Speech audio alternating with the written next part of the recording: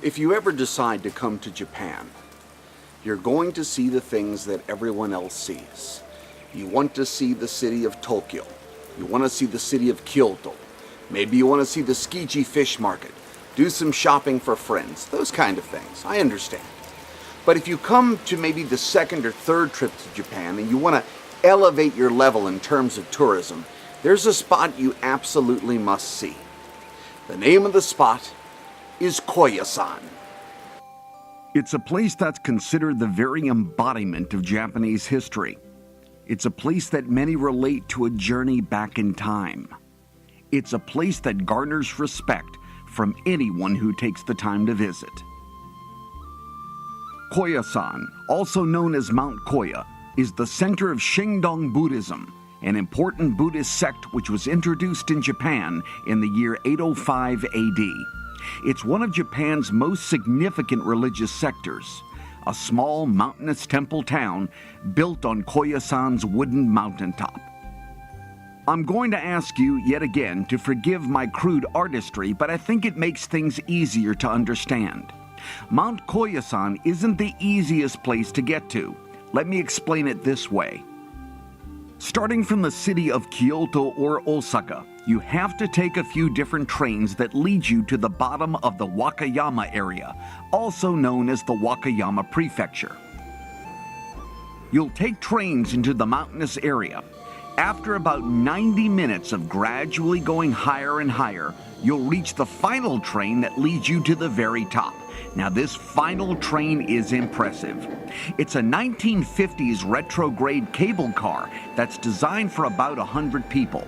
It simply pulls the train up the steep embankment at about 45 degrees until you reach the top. Once you reach the top, you're there. Take a bus to your lodging, and the experience begins. Koya-san is a small town of religious temples that are surrounded by ancient tombs, grave markers, historic spots, and religious icons. At night, you'll walk through the paths and archways and you get a sense of the ancient monks and the religious leaders who spent their time and their lives devoted to their faith while building amazing monuments to their leaders and lives which climb into the hills. At the temples, where you'll actually stay for the night, it's as traditional as you can get. Traditional lodging, traditional sleeping arrangements, traditional architecture and woodwork, traditional meals, traditional garments. It's amazing. In the early morning hours, you're even invited to participate in a religious ceremony that starts the day for the monks who reside at your temple. And then, the rest of the time, you're walking the ancient paths again.